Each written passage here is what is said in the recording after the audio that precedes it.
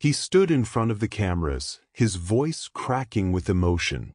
"Please, if anyone has seen my wife, she's 52 years old, 25 weeks pregnant, and she needs her medication. I just want her home safe." The performance was flawless. Almost. But what the cameras didn't catch was what police found 3 days later in his washing machine: blood. Arterial spray patterns that told a story his tears couldn't hide. And what hikers would discover in a shallow grave at Falls Lake would make even veteran detectives step back in horror. Not just a murdered pregnant woman, but evidence of something so cruel, so calculated, that the entire courtroom would fall silent when they heard what he'd done to his unborn daughter. Before we dive into what really happened behind those closed doors, if stories like this break your heart but make you believe that truth should never be buried, hit that subscribe button right now. Join the Witness Wall family, because here every voice deserves to be remembered and every story demands to be told. Drop a comment below telling me, would you have seen the warning signs? Or would you have trusted him too? And if you make it to the end of this story, you'll discover the one piece of evidence Jennifer left behind that ultimately brought her killer to justice, evidence he never knew existed.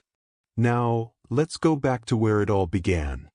Back to the last dinner Jennifer would ever prepare. Back to the moment when love turned into something deadly.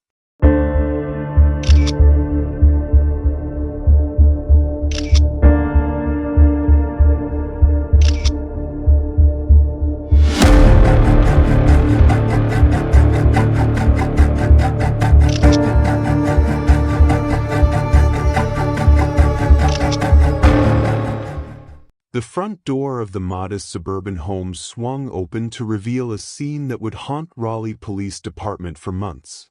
Officers stepped carefully across the threshold, their boots echoing against hardwood floors that still held the warmth of a life recently lived. In the dining room, plates sat arranged on the table, dinner half prepared, a pot of sauce cooling on the stove. Everything suggested normalcy, except for the body of Jennifer Matthews, 52, lying motionless in the hallway, one arm stretched toward the phone she never reached. Beside her on the floor, untouched by the chaos, lay a single ultrasound photo. The black and white image showed the curved spine of a 25-week-old fetus, perfectly formed, perfectly still. Detective Maria Santos knelt beside the photograph, her jaw tight. 20 years on the force, and some scenes still cut deeper than others. This wasn't just a homicide. This was an execution of hope itself.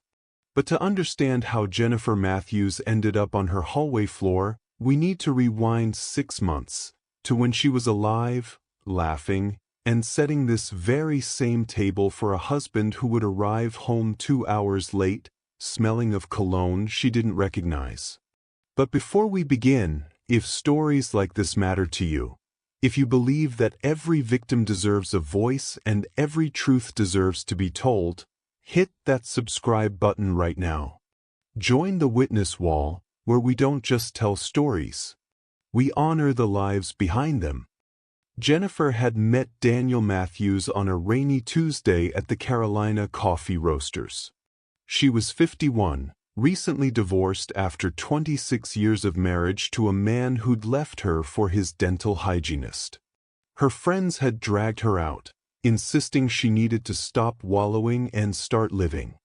Daniel was 43, with a smile that could disarm a skeptic and words that made loneliness feel like a choice rather than a sentence. He approached her table with the confidence of a man who'd never been rejected. "You look like someone who deserves better coffee than this," he'd said, gesturing at her generic house blend. She'd laughed despite herself. "And you look like someone who makes a habit of critiquing strangers' beverage choices." Within 3 weeks, they were inseparable. Within 3 months, he'd proposed in front of her entire book club, holding a ring that caught the light like a promise. Her sister, Rebecca, had pulled her aside at the engagement party, concern etched across her face. "Jenny, you barely know him. What does he even do for work?" "He's in sales," Jennifer replied, defensive. "And I know enough. I know he makes me feel alive again." Rebecca wanted to say more, about the way Daniel's eyes shifted when asked direct questions, about how he dodged every inquiry into his past relationships, about the credit card bills she'd glimpsed in Jennifer's purse that weren't there before. But she swallowed her words, hoping her sister's happiness was genuine. The wedding was small, intimate, held at a bed and breakfast just outside Chapel Hill. Jennifer wore cream instead of white, her face glowing with a joy that seemed to erase every year of pain her first marriage had inflicted. Daniel's vows were poetic, almost rehearsed in their perfection. "You saved me," he whispered as they danced their first dance. "You'll never know how much." What Jennifer didn't know was that Daniel had debts. Gambling debts that followed him across state lines like shadows. Debts that required constant cash flow and creative solutions. What she also didn't know was that her retirement savings and life insurance policy had become his exit strategy long before he slipped that ring onto her finger. The first argument came 4 months into their marriage. Jennifer discovered $3,000 missing from their joint account, money she'd earmarked for new gutters and a long-overdue roof repair. "It was an investment opportunity," Daniel explained smoothly. "It'll triple by next month." It never did. The arguments became more frequent. Bills went unpaid. His phone buzzed constantly with calls he took in other rooms, his voice dropping to urgent whispers. When Jennifer pressed him, his charm would evaporate, replaced by something cold and reptilian. "You don't trust me?" he'd snap. "After everything I've given up for you?" She'd apologize, confused by how quickly she'd become the villain in conversations about her own money. The nurse at WakeMed Hospital had to repeat herself twice before Jennifer fully processed the words. "Mrs. Matthews, you're pregnant. About 8 weeks along." Jennifer's hands trembled as she gripped the edge of the examination table. At 52, she'd assumed motherhood was a door permanently closed. Her first marriage had been childless, not by choice, but by biology's refusal. Years of treatments, specialists, disappointments that eventually calcified into acceptance. That's not possible," she whispered. Dr. Nguyen smiled gently. "But not impossible. Your hormone levels indicate a viable pregnancy. We'll want to monitor you closely given your age, but right now, everything looks healthy." Jennifer drove home in a daze, her hand repeatedly drifting to her stomach. By the time she pulled into the driveway, shock had transformed into something else entirely, joy so pure it felt like absolution for every loss she'd endured. She'd planned an elaborate reveal for Daniel. Candles, his favorite meal, the ultrasound photo tucked inside a card with the words, "Our miracle," written in her careful script. His reaction wasn't what she'd imagined.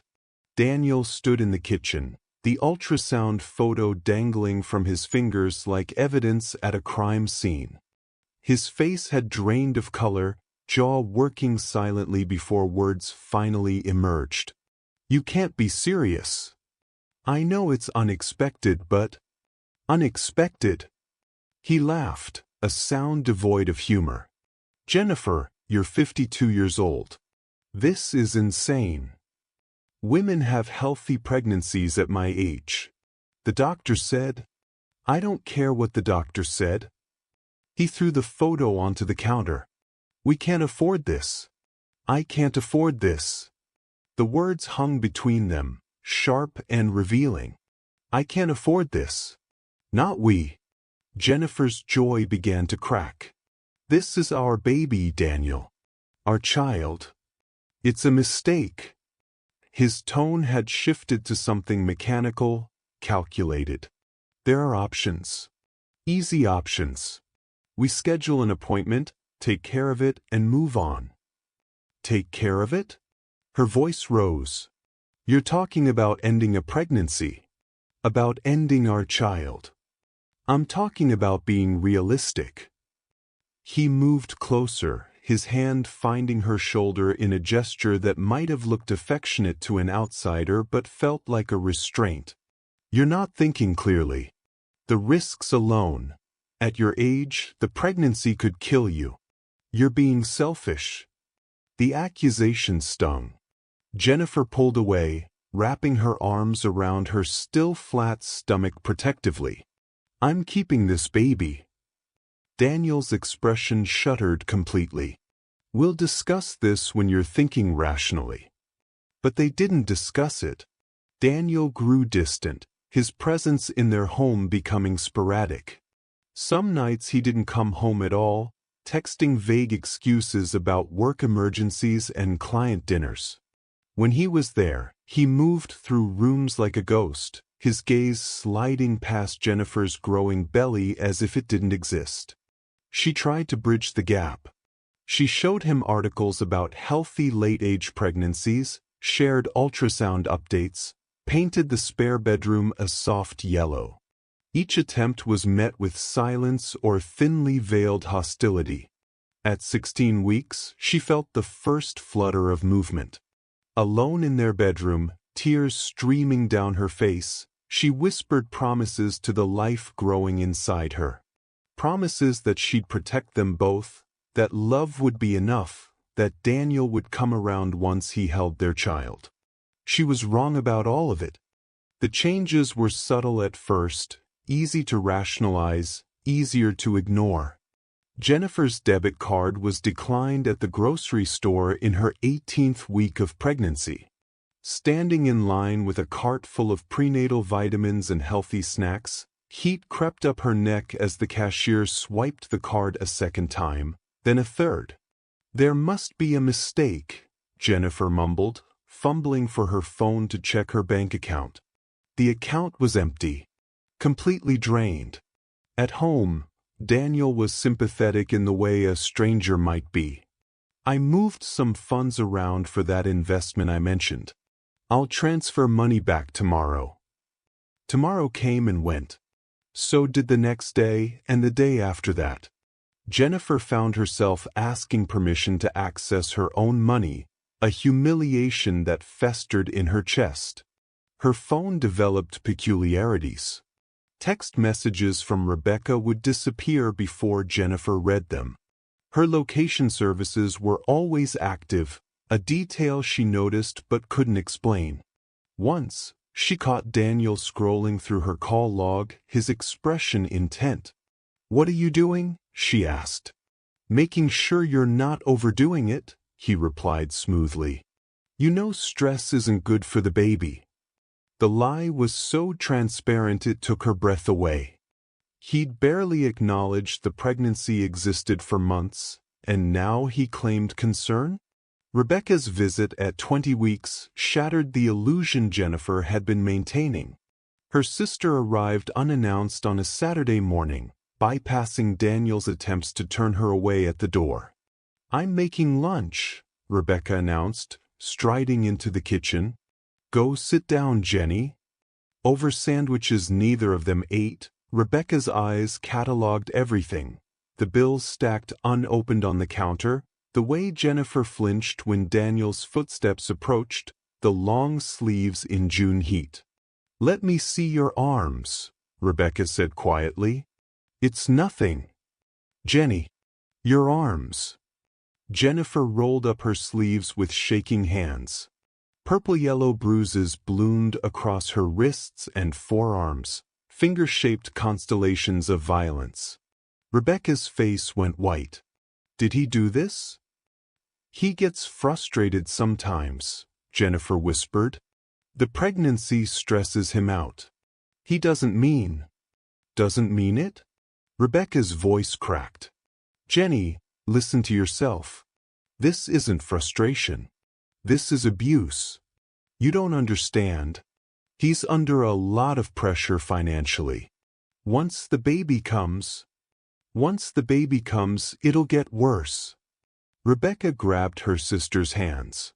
Pack a bag. Right now. You're leaving with me.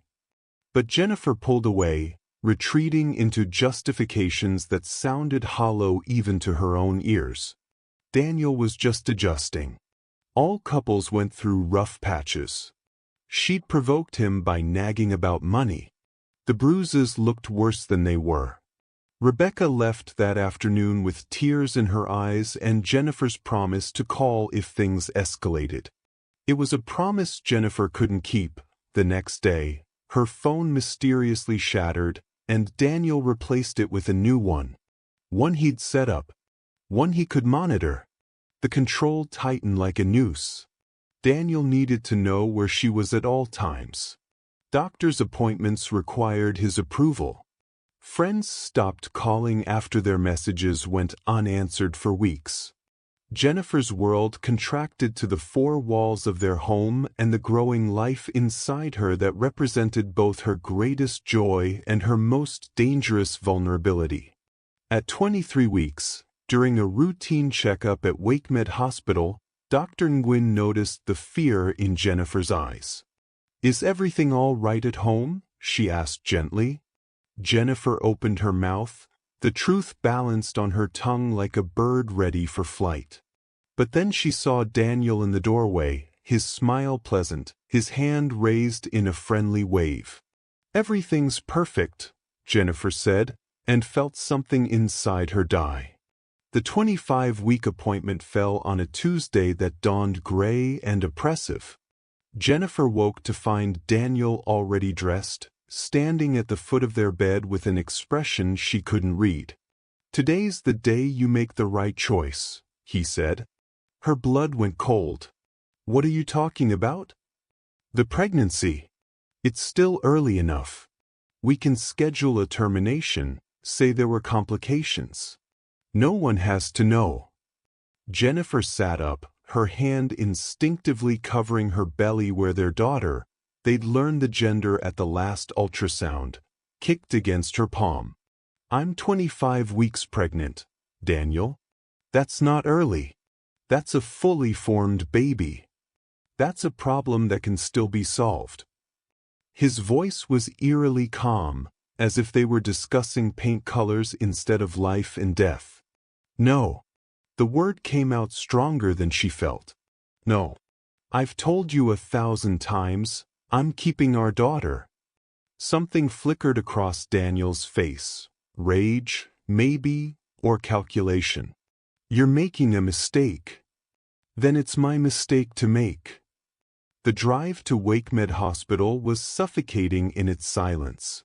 Daniel's hands gripped the steering wheel so tightly his knuckles blanched white. Jennifer stared out the window, counting breaths, counting heartbeats, counting all the ways her life had become unrecognizable.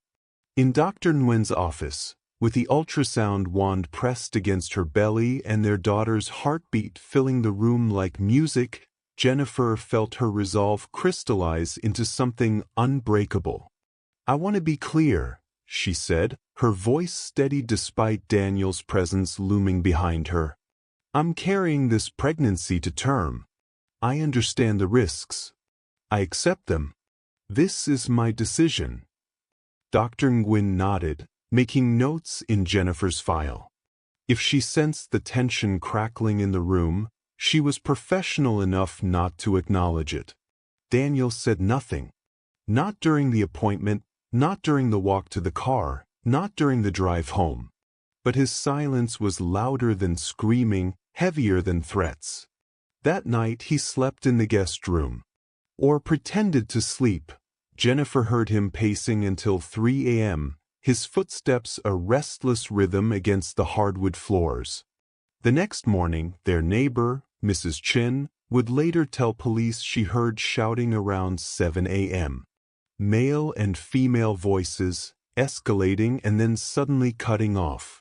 She'd almost called the authorities but talked herself out of it. Couples fought. It wasn't her business. It was a decision that would haunt her. By 7:30 a.m., the house was quiet. By 8 a.m., Daniel was backing out of the driveway, his face composed, his hands steady on the wheel.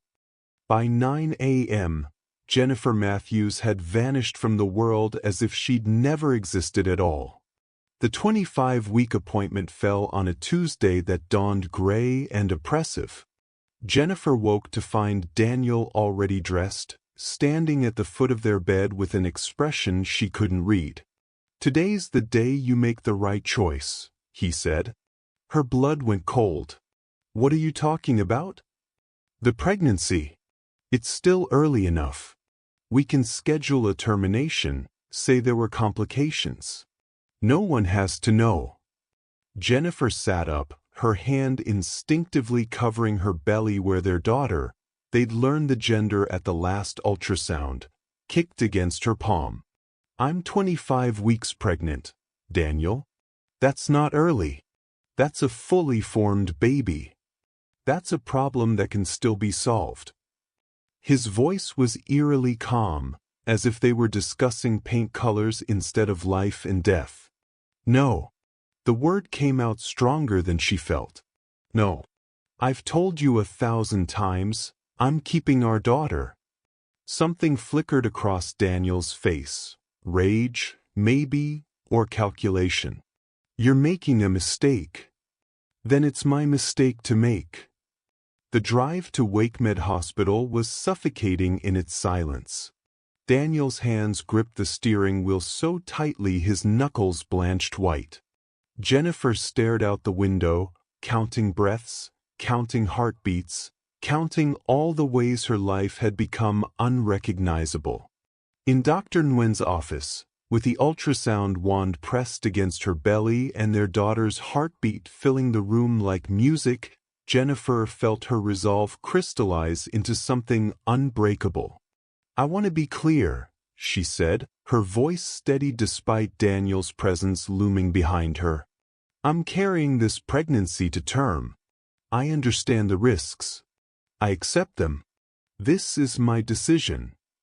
Dr. Nguyen nodded, making notes in Jennifer's file. If she sensed the tension crackling in the room, she was professional enough not to acknowledge it. Daniel said nothing. Not during the appointment, not during the walk to the car, not during the drive home. But his silence was louder than screaming, heavier than threats. That night he slept in the guest room. Or pretended to sleep. Jennifer heard him pacing until 3 a.m., his footsteps a restless rhythm against the hardwood floors. The next morning, their neighbor, Mrs. Chin, would later tell police she heard shouting around 7 a.m. Male and female voices, escalating and then suddenly cutting off. She'd almost called the authorities but talked herself out of it. Couples fought. It wasn't her business.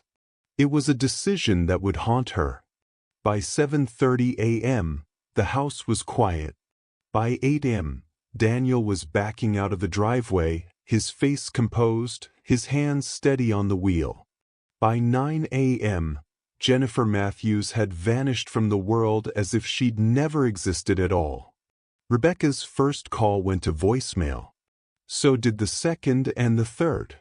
By the fourth attempt, dread had settled into her bones like frost. Jennifer always answered. Boys.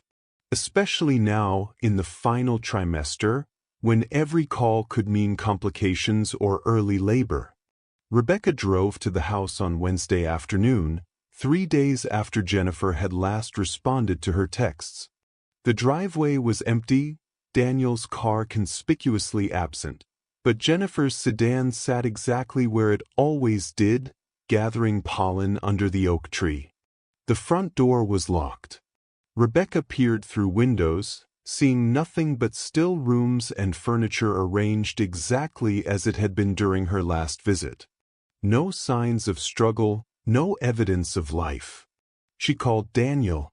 He answered on the first ring, his voice tight with fabricated concern. "Rebecca, thank God. Have you heard from Jenny?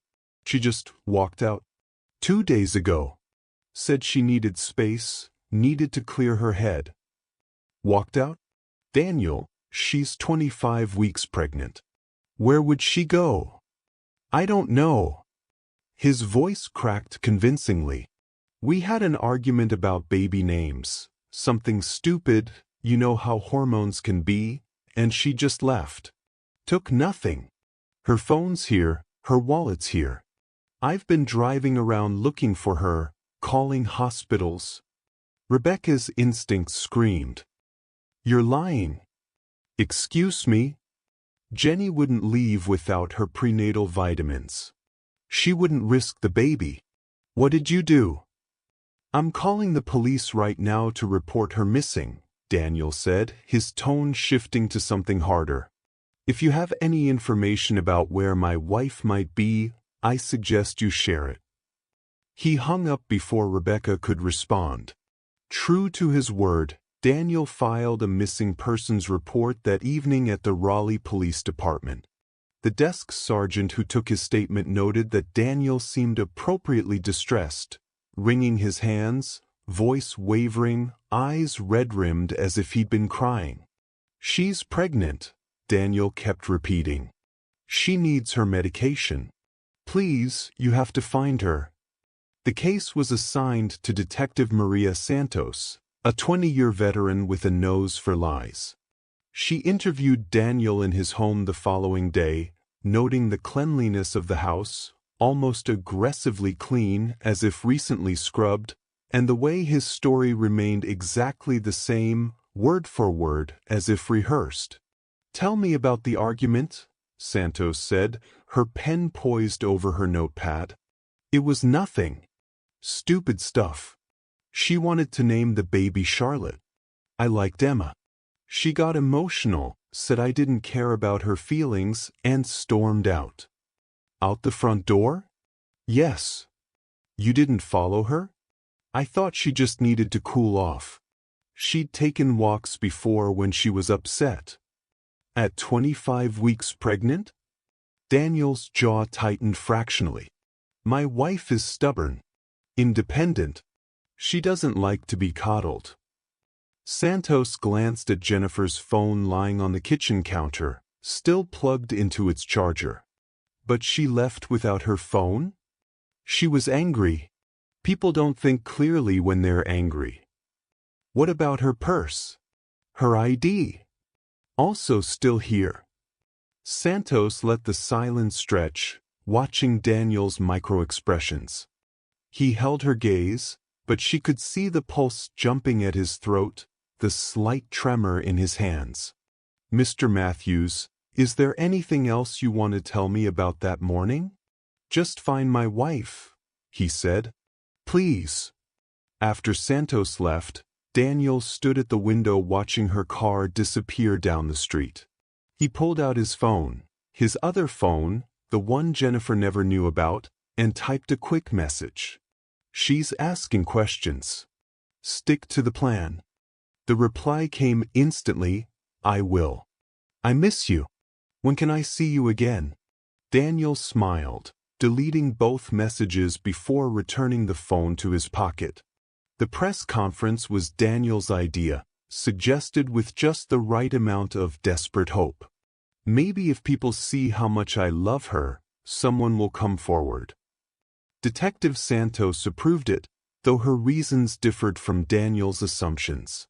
Sometimes, watching a suspect under pressure revealed more than any interrogation. The local news station set up in front of the Matthews home on Friday morning. Daniel wore a rumpled shirt and hadn't shaved, careful touches that suggested a man too distraught for grooming. Rebecca stood off to the side, her arms crossed, her glare burning holes through her brother-in-law. The cameras rolled. Jenny, if you're watching this, please come home. Daniel's voice cracked perfectly. I don't care about the argument. I don't care about anything except knowing you and the baby are safe. I love you. I've always loved you. He paused, wiping at dry eyes. If anyone has seen my wife, Jennifer Matthews, 52 years old, 25 weeks pregnant, Please call the Raleigh Police Department. She needs medical attention. She needs her medication. Please, if you know anything."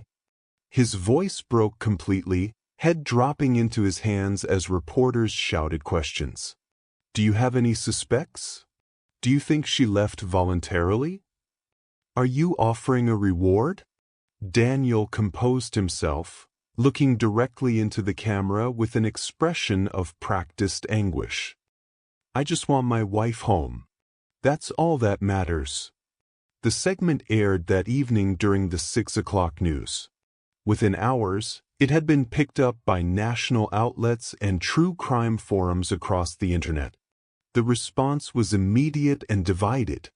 Many viewers felt sympathy, calling the tip line with supposed sightings: Jennifer at a gas station in Virginia, Jennifer at a bus depot in Atlanta, Jennifer at a homeless shelter in Tennessee. Every lead went nowhere. But online, in the darker corners where amateur sleuths dissected footage frame by frame, the consensus was different. "Watch his eyes," someone commented. "He's not looking at her photo when he talks. He's watching the camera. The tears are fake. Crying without tears. Classic liar behavior. Why isn't he pleading with her directly? It's all, if you're watching, instead of, I know you're watching. He knows she can't watch. He knows she's dead." The speculation reached Santos's desk by Saturday. She watched the press conference again, this time with the sound off, studying Daniel's body language. The poster was right. His eyes never settled on Jennifer's photograph, displayed prominently beside him. Instead, he tracked the camera lens, ensuring his performance landed. She called Rebecca in for an interview. "Tell me about their marriage," Santos said. Rebecca didn't hesitate. It was a trap. From the beginning, he saw a lonely woman with money and retirement savings, and he latched on. "Did your sister ever express fear of him?" Rebecca's hands clenched. "She showed me bruises. Weeks before she vanished. I begged her to leave, but she kept making excuses for him. She thought the baby would change things." "Did Mr. Matthews want the baby?"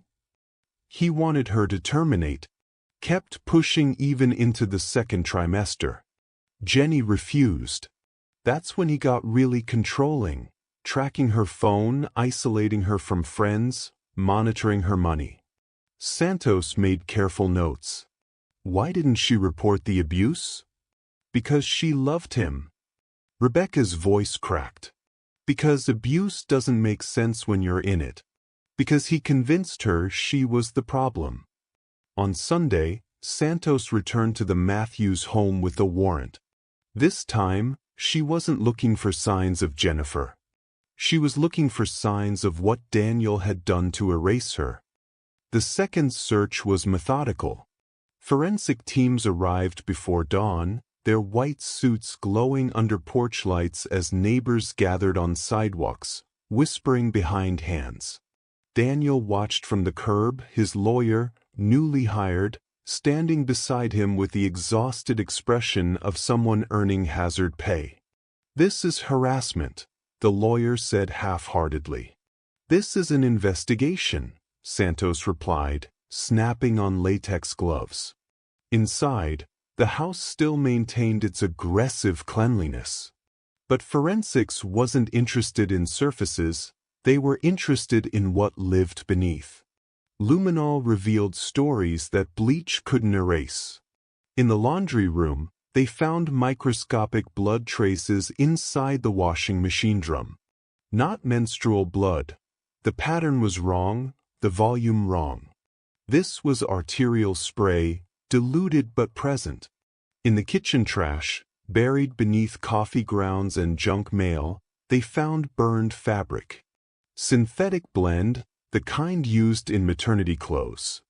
The fire hadn't been hot enough to fully consume it, leaving edges intact, edges that still carried Jennifer's DNA.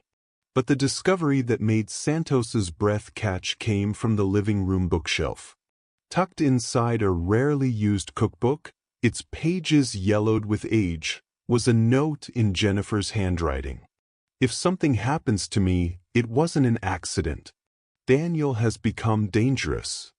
I'm afraid he'll hurt the baby to punish me. I should have listened to Rebecca. I should have left. But I kept thinking love would be enough. I was wrong. The note was dated 4 days before Jennifer vanished. Santos read it 3 times, feeling the weight of Jennifer's fear pressing against her chest. This was intent. This was motive. This was a woman who knew she was running out of time. The problem remained. Without a body, without definitive proof of death, the case lived in limbo. Blood traces and burned clothes and handwritten fears weren't enough for murder charges. They needed Jennifer. They needed physical evidence of the crime Daniel had so carefully tried to erase. Santos stepped outside, where Daniel leaned against his lawyer's BMW, scrolling through his phone with apparent disinterest. "Mr. Matthews, we found something interesting," she said. He looked up, expression neutral. "Oh, blood.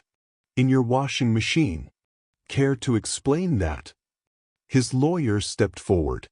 "My client doesn't have to explain anything without." "It's fine, Marcus." Daniel's smile was thin. "My wife was pregnant. She had spotting sometimes. I washed her clothes. Is that a crime? Spotting doesn't create arterial spray patterns." "Then your test is wrong." His voice remained maddeningly calm. "Or contaminated. I don't know what you think you found, detective, but my wife left of her own accord. When she comes back, she'll confirm that." "When she comes back?" Santos echoed. "Not if."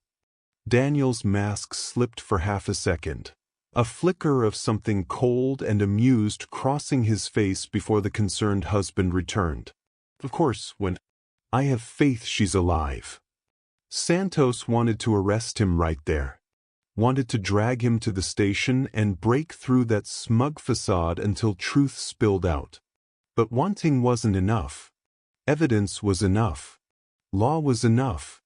And she didn't have enough. Not yet. As forensics packed up their equipment, Santos stood in the hallway where Jennifer had been found, where Jennifer would be found weeks from now in her final resting place. She didn't know the exact timeline yet, didn't know the specific violence Daniel had enacted. But she knew, with the certainty that came from 20 years of reading killers' faces, that Jennifer Matthews was dead. Daniel had killed his pregnant wife. And he thought he'd gotten away with it. Santos made a silent promise to the ghost haunting this house. "I'll prove it. Whatever it takes, I'll prove what he did." The woman who walked into the Raleigh Police Department on Monday morning didn't look like someone entangled in murder. She looked like someone whose world had just shattered into sharp, cutting pieces. Her name was Melissa Torres. She was 35, worked as a dental hygienist, and had been dating Daniel Matthews for 6 months. Or so she believed.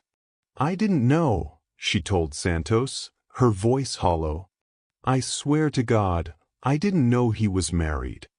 Santos studied her across the interview table, red eyes, trembling hands, genuine shock written across every feature. This wasn't an accomplice. This was another victim of Daniel's lies. "Tell me how you met." "Online. One of those dating apps." He said he was divorced, that his ex-wife had taken everything in the settlement. Melissa laughed bitterly. "I felt sorry for him. Isn't that pathetic? He played the wounded victim so well." "When did the relationship begin?" "Late March. He was perfect. Attentive, romantic, always saying the right things. He told me he wanted to build a future together, that I was his second chance at happiness." "Did he ever mention Jennifer?" "Never. Not once." I had no idea she existed until I saw the news. Melissa's voice broke. I saw him on TV, crying about his missing pregnant wife, and I couldn't breathe. I thought I was going to be sick. Santos slid her phone across the table. I need to see your messages with him. What the messages revealed was damning. Daniel had been living a double life with practiced ease, compartmentalizing Jennifer and Melissa into separate worlds that never touched. To Melissa, he'd complained about money troubles, always borrowed cash, always promised repayment once his investment came through. He'd mentioned starting fresh, moving somewhere new, buying a house where they could build their life together. One message, dated 2 weeks before Jennifer vanished, made Santos's blood run cold. Can't wait to begin our future. Just need to tie up some loose ends, then everything falls into place. Trust me, baby. By June, we'll be free. What did he mean by loose ends? Santos asked. I thought he meant financial stuff. Closing accounts, settling debts. Melissa's face crumpled. He meant her. He meant killing her. Oh God, I helped him plan this without even knowing. You didn't help him. You didn't know. Santos's voice was firm. But I need everything. Every message, every call, every promise he made. Can you do that? Melissa nodded, wiping at her tears. There's more. He has another phone. A burner. He thought I didn't notice, but sometimes it would ring and he'd step outside to answer. He'd come back different, tense, angry. I asked about it once and he said it was his bookie. His bookie. Daniel gambles. Online mostly, but also underground poker games. He'd brag about big wins, but I think he was losing. A lot. He was always asking me for money, always one paycheck away from disaster. The pieces were assembling into a picture Santos recognized. A man drowning in debt, married to a woman with resources, facing an unwanted pregnancy that would legally entitle her to his financial support for 18 years. Jennifer hadn't been his wife, she'd been his collateral. And when she refused to terminate the pregnancy, she'd become his problem. A problem Daniel had solved with violence. After Melissa left, Santos pulled Jennifer's financial records. The money trail told its own story.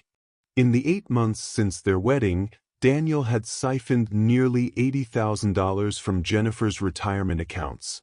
Money transferred in increments small enough to avoid immediate notice but large enough to feed his gambling addiction and mounting debts. Jennifer's life insurance policy, recently updated, named Daniel as the sole beneficiary. $500,000 would be his upon her death. Motive, clear as daylight.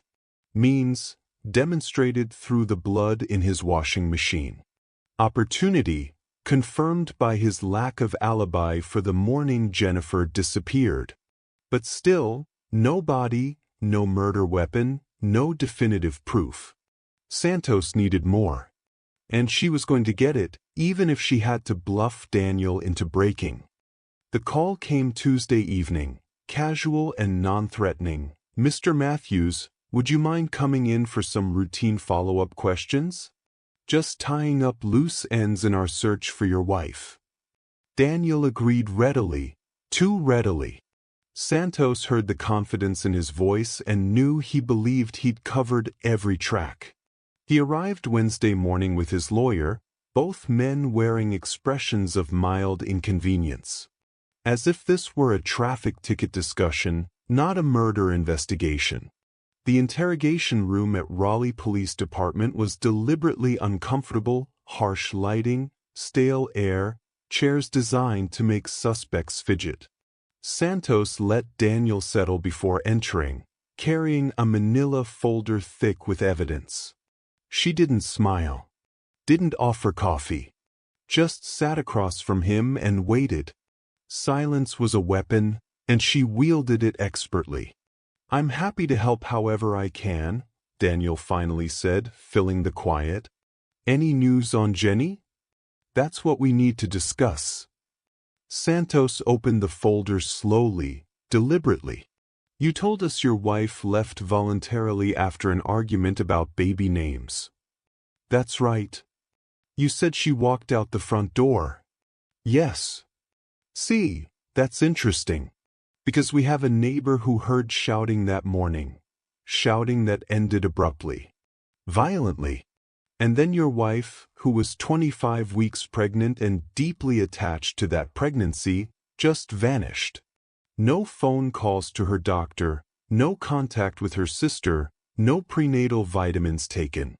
Does that sound like voluntary behavior to you, Mr. Matthews? Daniel's lawyer interjected.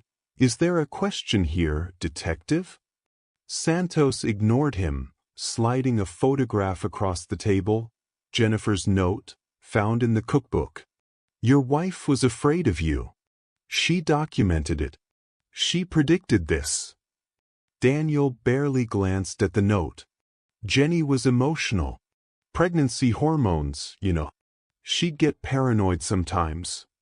Paranoid enough to write that you'd hurt her baby to punish her?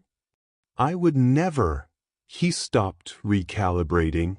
I loved my wife. I loved our baby. Did you? Santos leaned forward. Because your mistress tells a different story. Melissa Torres. Remember her? She's been very cooperative. For the first time, Daniel's composure cracked. His jaw tightened, eyes flickering with something ugly before smoothing out again. I don't know anyone by that name. Really? Because she has months of messages from you.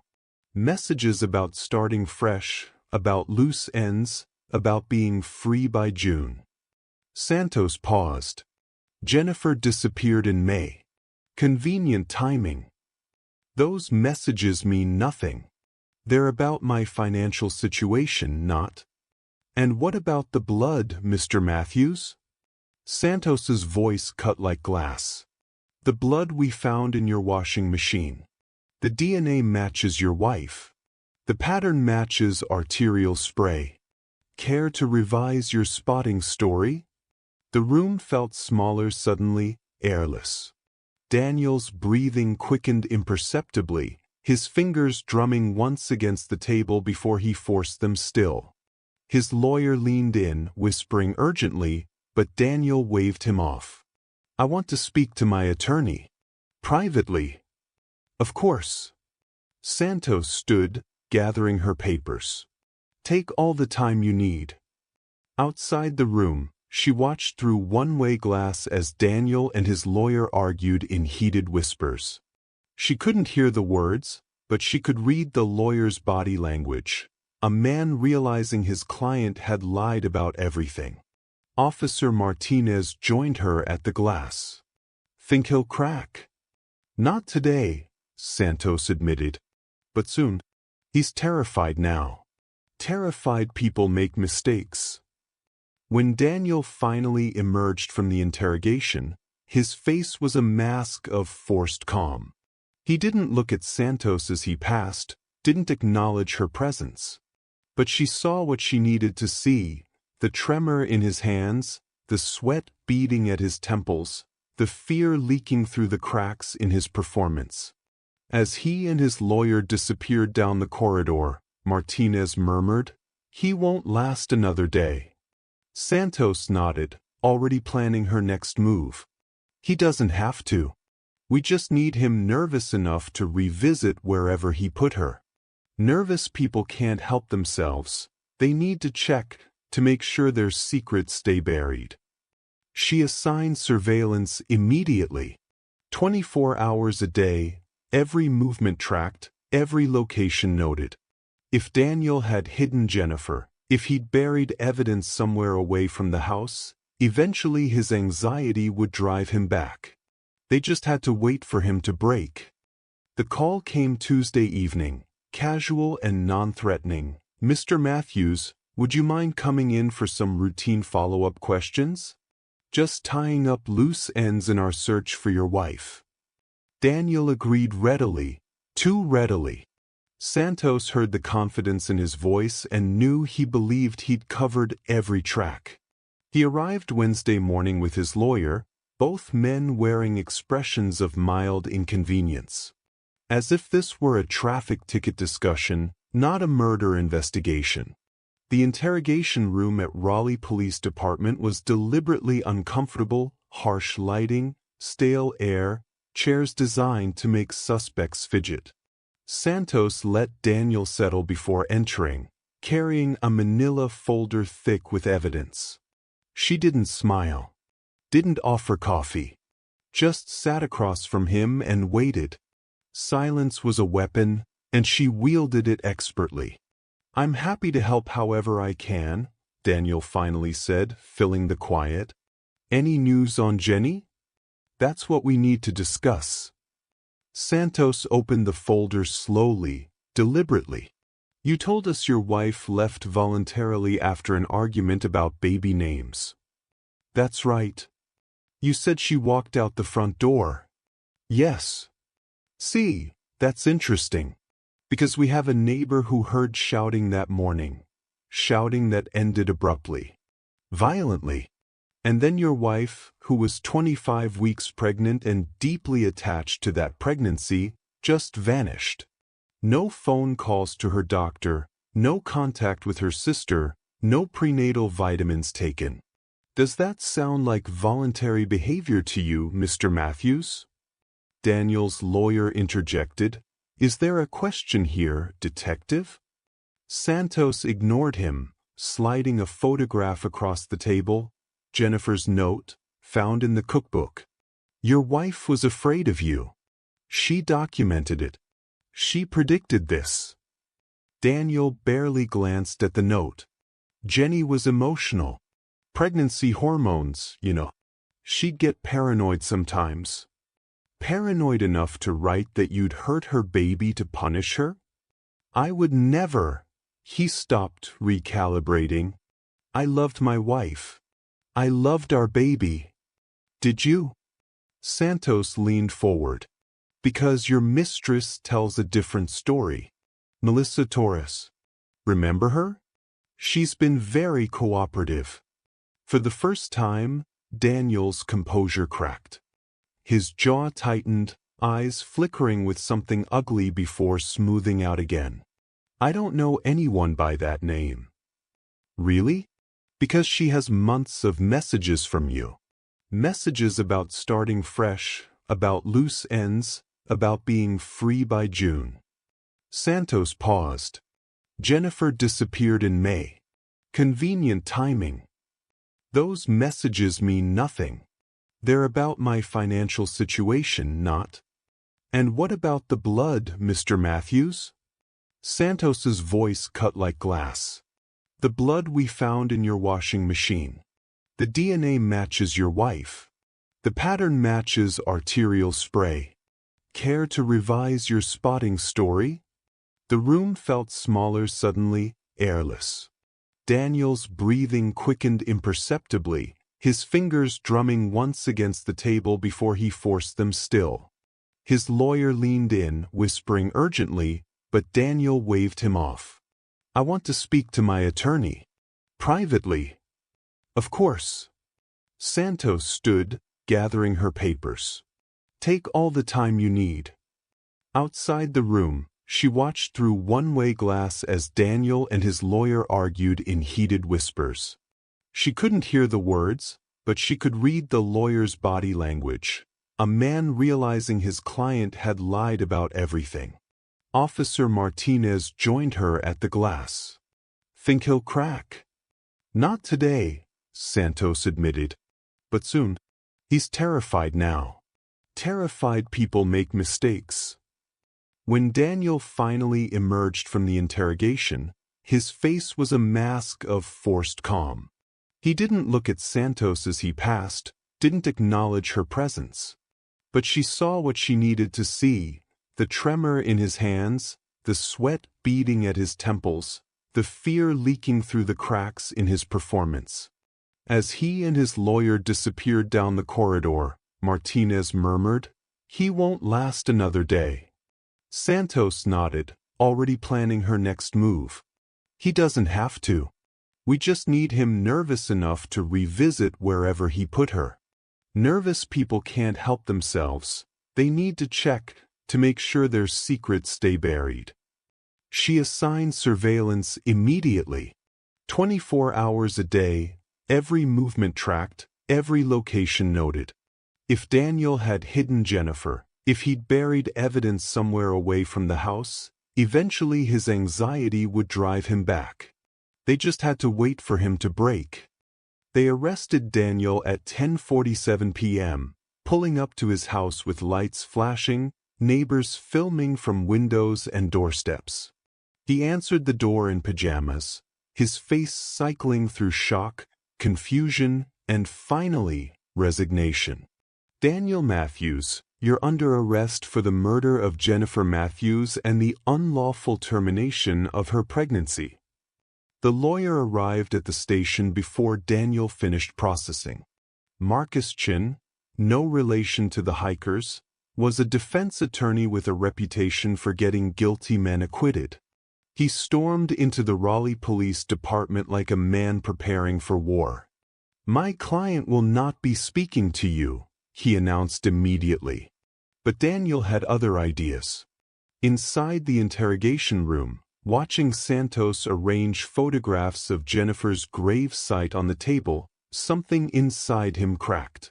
Or perhaps it had already been cracking for days, and this was simply the final break. "I want to talk," he said. "Daniel, I strongly advise." "I said I want to talk." His voice was flat, emptied of emotion. Santos sat across from him, her expression revealing nothing. She placed the ultrasound photo, Jennifer's ultrasound photo, on the table between them. The same photo that had been found in the grave, tucked into Jennifer's dress pocket. Daniel stared at it, his breathing becoming labored. "Tell me what happened," Santos said quietly. For a long moment, Daniel said nothing. Then, as if a dam had burst, words spilled out, not in remorse, but in justification. The confession of a man who'd convinced himself he'd had no choice. "She wouldn't listen. I tried everything, reason, logic, even begging. But she was obsessed with that baby. Couldn't see how it would ruin everything." "Ruin what exactly?" "My life. Our life." She was 52 years old, too old to be starting over with a newborn. And the money. God, the money it would cost. Daycare, college, 18 years of child support if things went south between us. I couldn't do it. I couldn't be trapped like that. "So you killed her." Daniel's mask had completely slipped now, revealing the cold calculation beneath. "I made a logical decision. She'd backed me into a corner. What was I supposed to do?" "Not murder your pregnant wife," Santos said, her voice hard as iron. "That would have been an option. You don't understand. She was going to destroy everything. My freedom, my finances, my future with Melissa. I'd finally found someone who understood me, who didn't make demands, who didn't trap me with an unwanted pregnancy. Jennifer was supposed to be my safety net, not my ball and chain." The room fell silent. Even Daniel's lawyer looked nauseated. "Walk me through it," Santos said. "The morning she died." Daniel leaned back in his chair, his eyes distant, as if recounting a mundane chore rather than murder. "She made breakfast. Kept talking about baby names, nursery colors, all this future planning like I hadn't made myself clear. I couldn't take it anymore. I told her one last time, terminate the pregnancy or I was leaving." "What did she say?" "She said she'd raise the baby alone. Said she didn't need me." His jaw tightened. "After everything I'd sacrificed, after all the money I'd invested in keeping her happy, She had the audacity to say she didn't need me. So you killed her. So I solved the problem. His voice was chillingly matter-of-fact. She was in the hallway heading for the phone, probably to call her sister, that meddling witch. I grabbed her from behind. She fought, but she was pregnant, off balance. It didn't take long. Santos felt sick. And then what? Then I panicked. There was blood, more than I expected. I cleaned it up as best I could, wrapped her in plastic sheeting from the garage. I'd scouted the location at Falls Lake weeks earlier, just in case. I loaded her into my car trunk that night, waited until 3 a.m. when the streets were empty, and drove out there. You buried her while she was pregnant? Daniel's expression flickered with something that might have been discomfort. No. I couldn't bury her with the baby. It felt wrong having it there, this thing that had caused all the problems. So I removed it, wrapped it separately, placed it beside her. The confession hung in the air like poison. Daniel had murdered his wife, cut his unborn daughter from her womb, and buried them together in the woods, all because fatherhood felt like an inconvenience. Santos wanted to scream, to rage, to make him feel a fraction of the pain Jennifer had felt in her final moments. Instead, she kept her voice level, professional. Why stage the disappearance? Why the press conference? Because bodies stay buried if no one looks too hard. I needed everyone focused on searching for a runaway pregnant woman, not investigating me. The TV appearance made me sympathetic, the abandoned husband, the worried father-to-be. It almost worked. Almost, Santos echoed. But you made mistakes. Everyone makes mistakes. Not everyone murders their family. Santos gathered the photographs, unable to look at Daniel's face any longer. You'll have plenty of time to reflect on your choices. North Carolina still has the death penalty. For the first time since confessing, fear crossed Daniel's features. Not guilt, never guilt, but fear of consequences he'd convinced himself he'd outrun. As officers led him away to booking, he looked back at Santos one last time. She left me no choice, he repeated, as if saying it enough times would make it true. Santos watched him disappear down the corridor, his words echoing in the empty room. Then she pulled out her phone and dialed Rebecca's number. "We found her," she said when Rebecca answered, her voice cracking slightly. "And we got him. He confessed to everything." On the other end of the line, Rebecca broke down, tears of grief, tears of relief, tears of rage at a justice that came too late to save her sister. The North Carolina Superior Court in Raleigh had seen countless trials, but few drew crowds like State versus Matthews. Camera crews lined the steps, reporters jockeyed for position, and court officers struggled to maintain order as spectators filled every available seat. The trial began on a cold February morning, 9 months after Jennifer's murder. Daniel sat at the defense table in a tailored suit, his expression carefully neutral, coached by lawyers who knew his confession had sealed his fate but hoped to avoid the death penalty. Rebecca sat in the front row behind the prosecution, flanked by Jennifer's friends, women who'd watched their friend disappear into an abusive marriage and blamed themselves for not doing more.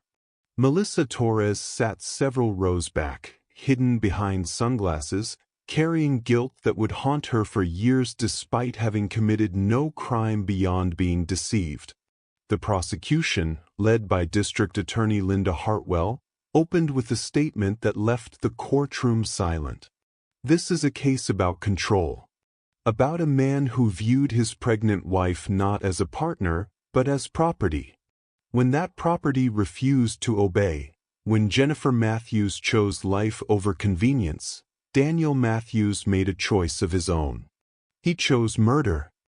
He chose to strangle his wife in their hallway while she begged for mercy. He chose to cut their unborn daughter from her womb. He chose to bury them like garbage in the woods. And then, perhaps most chillingly, he chose to stand before cameras and pretend to grieve.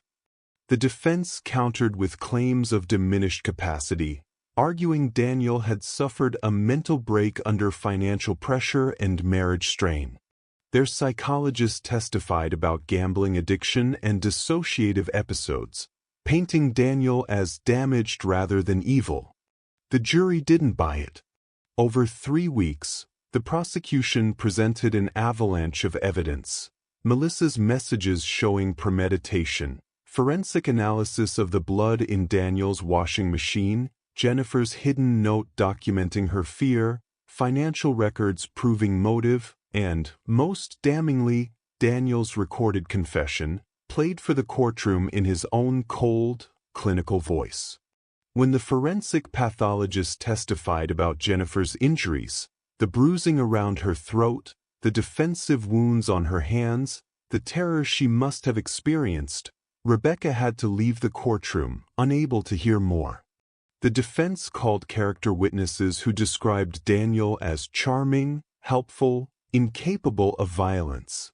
But under cross-examination, each one admitted they'd never met Jennifer, never visited the Matthews home, never witnessed their marriage behind closed doors. On day 14, the prosecution rested. On day 15, surprisingly, Daniel insisted on testifying despite his lawyer's objections. On the stand, he maintained his justification narrative: Jennifer had forced his hand, the pregnancy had been a trap, he'd acted in self-defense against a woman who threatened his freedom. Under cross-examination, Day Hartwell destroyed him methodically. "Mr. Matthews, you testified Jennifer threatened your freedom. Did she threaten you with a weapon?" "No, but..." "Did she threaten you physically at all?" "She threatened to raise the baby without me, to take my money." "So she threatened to exercise her legal rights as a mother and wife?" "You're twisting my words. Did you ever consider divorce as an alternative to murder?" Daniel's composure cracked. "And give her half of everything? Watch her raise my kid while bleeding me dry for child support? She created this situation." "She created it by getting pregnant?" "Yes. With your child. A child you participated in creating." "I didn't want that child." "So you killed them both." Hartwell's voice cut through the courtroom. "You strangled your wife. You cut your daughter from her womb. You buried them together and smiled for cameras while volunteers searched for them. That's not self-defense, Mr. Matthews. That's premeditated murder motivated by greed and cowardice." Daniel had no response. His lawyers called a recess, but the damage was irreversible. Closing arguments came on day 18. The defense made one final plea for life imprisonment over death, arguing that Daniel's confession showed remorse, that execution would be excessive. The prosecution's closing shattered that argument. Daniel Matthews has shown no remorse. He has shown justification. He has shown us exactly who he is: a man who values his convenience over human life. Jennifer Matthews was a woman who dreamed of motherhood, who fought for her baby until her final breath. She deserves justice. Her daughter deserves justice. And justice, in this case, demands accountability for the unspeakable cruelty inflicted upon them both. The jury deliberated for 6 hours. When they returned, the forewoman's voice was steady: guilty on all counts. First-degree murder, feticide, abuse of a corpse. The sentencing phase lasted another week. Ultimately, the judge sentenced Daniel to life without parole plus 50 years. North Carolina had quietly stopped pursuing death penalty cases, but the sentence ensured he would die in prison. As officers led him away in chains, Daniel looked back at the courtroom one final time. Not at Rebecca, not at his former friends, not at the cameras. He looked at Melissa, the woman he'd promised a future with, and she looked away, unable to bear the sight of the monster she'd once believed was a man. Outside the courthouse, Rebecca faced the waiting press with tears streaming down her face. "My sister believed in love," she said quietly. She believed in second chances and redemption. She saw the best in people, even when they showed her their worst. That faith killed her. But it also defined her. Jennifer was brave. She stood for life, for her daughter, for the belief that good could triumph over evil. She was wrong about Daniel. But she wasn't wrong about love being worth fighting for. She just fought for the wrong person.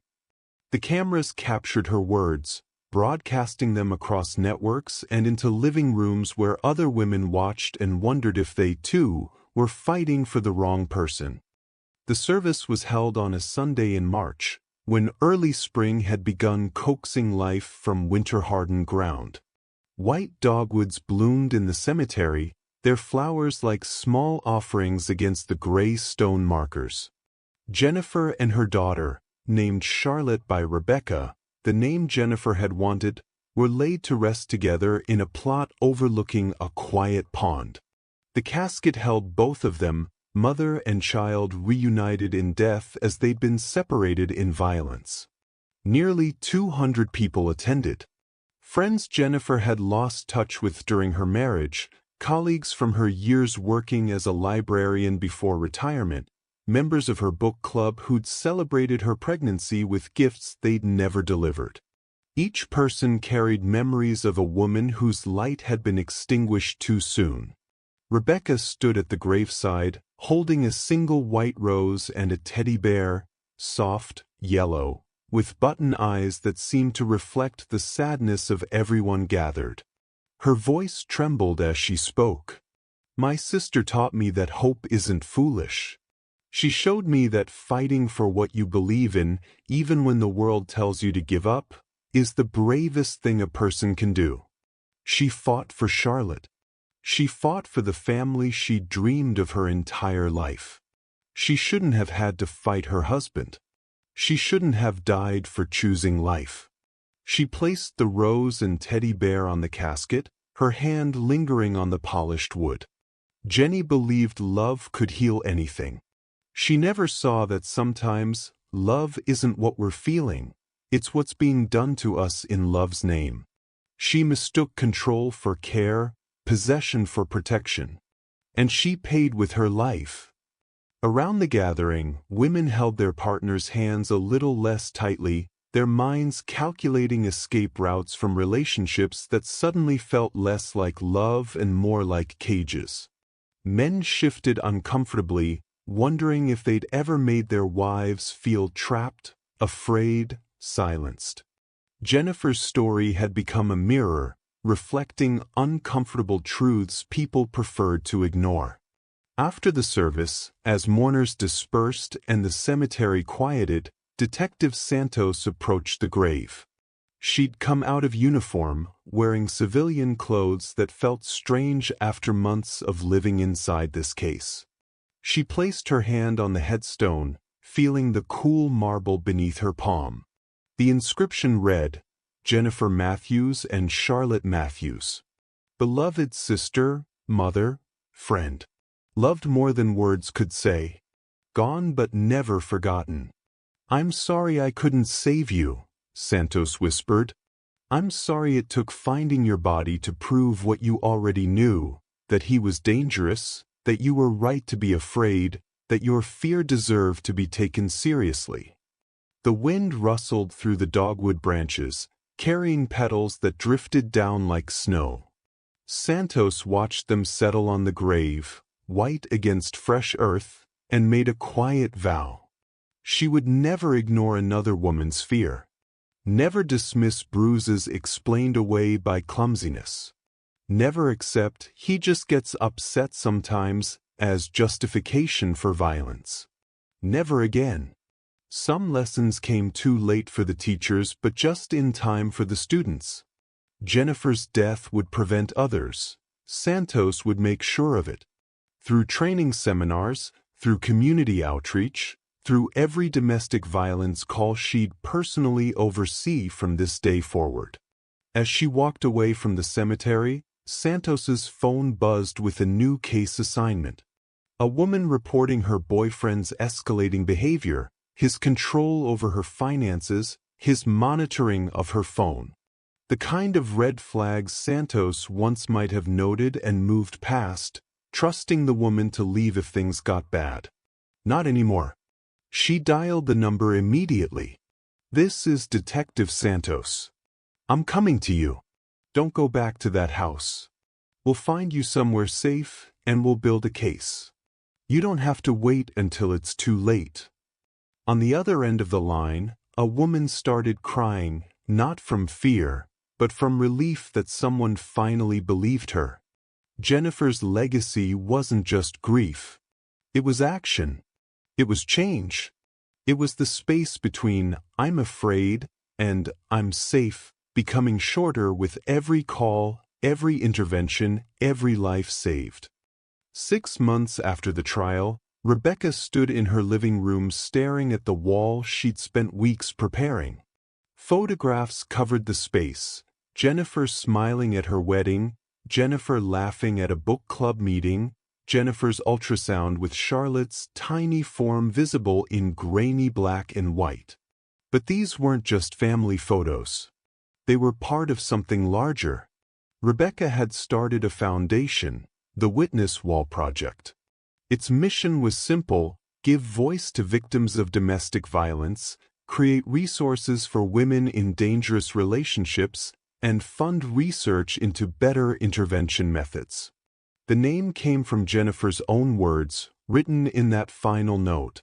"I want someone to witness what's happening to me, so if I disappear, they'll know why." The website launched on what would have been Charlotte's first birthday. Within hours, it received thousands of visits.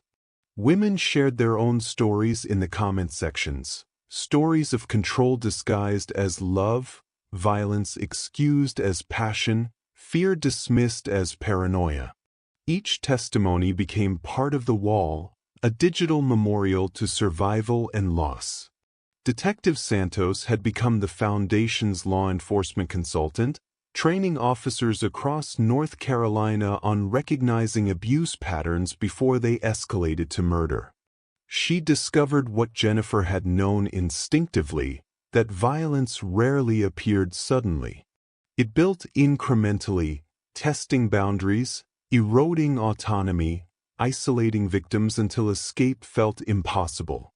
"If we catch it early," Santos told a room full of rookies at the police academy, "we save lives. Every domestic call is potentially the last warning we'll get before someone ends up like Jennifer Matthews. Take them seriously. Every single one." She showed Jennifer's photograph, smiling, hopeful, alive. Then she showed the crime scene photos, censored but still haunting. The rookies shifted uncomfortably, the reality sinking in that these weren't hypotheticals. These were real women with real families who'd believed help would come in time. Melissa Torres had become an advocate too, speaking at colleges about the warning signs of dating someone hiding secrets. Her presentation always opened with brutal honesty. "I dated a murderer for 6 months and never knew. He seemed perfect, charming, attentive, romantic. But I ignored the red flags because I wanted to believe in the fairy tale. Jennifer Matthews paid the price for my willful blindness." She'd received death threats from people who blamed her for not seeing through Daniel's lies. But she'd also received messages from women who'd recognized their own partners in her description of Daniel, men who kept secrets, maintained multiple phones, borrowed money endlessly, isolated their girlfriends from friends and family. Several had escaped because Melissa's testimony gave them permission to trust their instincts. Daniel remained in central prison, a maximum security facility where he'd spend the rest of his life. He'd granted one interview 6 months into his sentence, during which he continued to justify his actions, continued to blame Jennifer for forcing his hand, continued to demonstrate the narcissistic detachment that had made murder feel like a logical solution. The interview aired once and was immediately pulled from circulation. Broadcasting a killer's justifications did no one any good. In his cell, Daniel wrote letters that went unanswered. To Melissa, begging forgiveness and understanding. To Rebecca, insisting he'd loved Jennifer despite everything. To the parole board he'd never face, arguing he deserved a second chance. Every letter went into a box, unread. Some people didn't deserve responses. Some apologies were too late and too hollow to acknowledge. Meanwhile, Rebecca visited Jennifer's grave every Sunday. Sometimes she brought flowers. Sometimes she brought Charlotte's teddy bear, brushing dirt from its soft fur. Sometimes she just sat on the grass and talked to her sister about everything Jennifer had missed, the foundation, the lives saved, the way her death had sparked conversations about violence that society had long preferred to ignore. "You would have been so proud, Jenny," Rebecca whispered one afternoon as dogwood petals drifted down around her. "Charlotte would have been 6 months old now. She would have had your eyes, I think. Your kindness. Your stubborn hope that the world could be better than it is."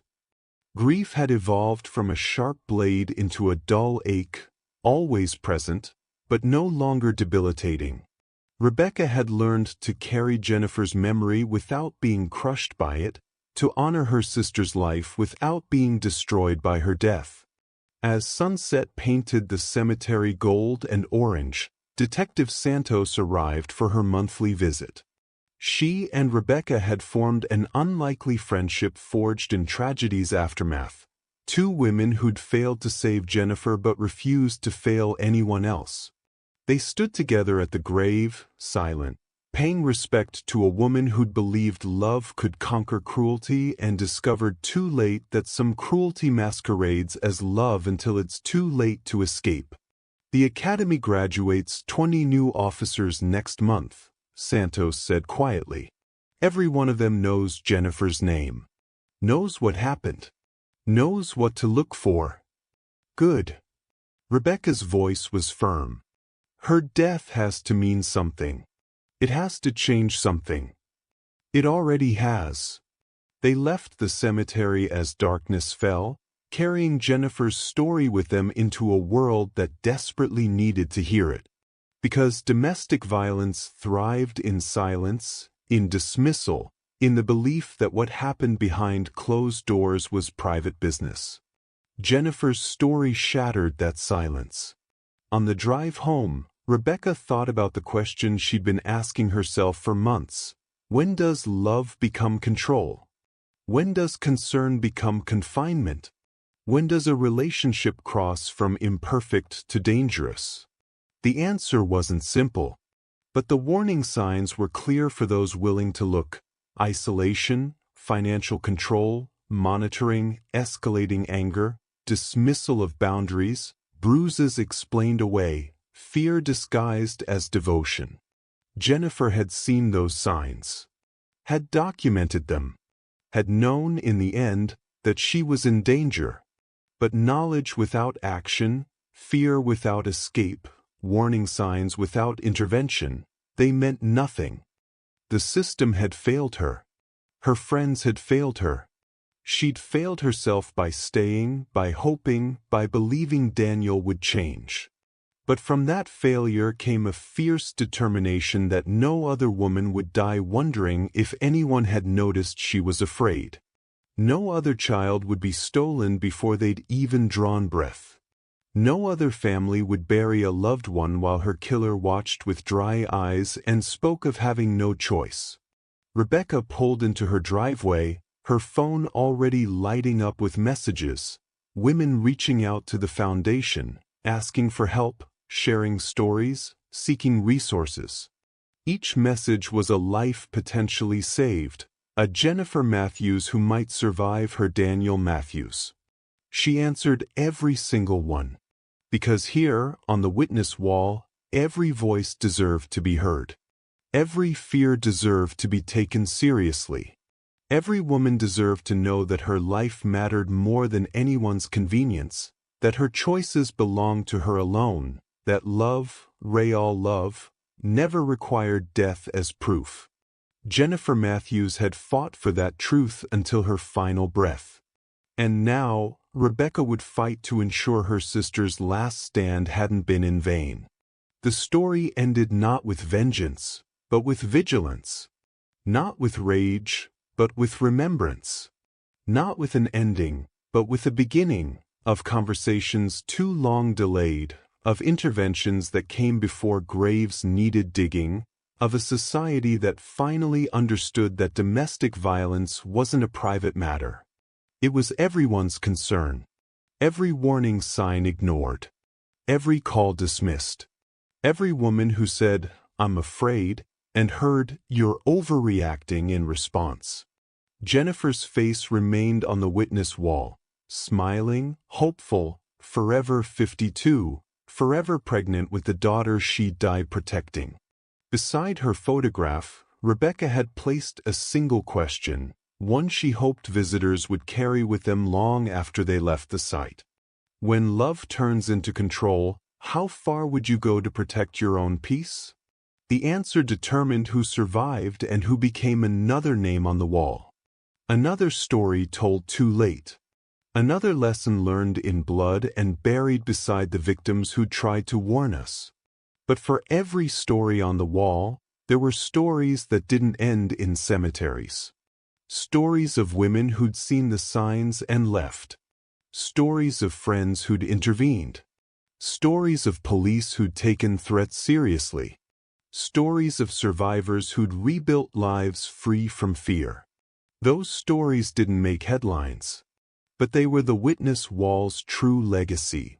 The silent victories, the lives saved, the futures reclaimed. Jennifer Matthews had lost her future. But she'd secured countless others. And somewhere, in the quiet moments between heartbeats and hopes, her spirit rested knowing that her death had demanded the world pay attention. That her voice, silenced by violence, now echoed in every survivor's story, every intervention, every life saved. Here, on the witness wall, no voice was forgotten. Every witness mattered. Every story deserved to be told. Every life deserved protection. Welcome to the witness wall, where truth speaks louder than silence, where victims become voices, and where Jennifer Matthews's legacy ensures that love, true love, never kills. It saves.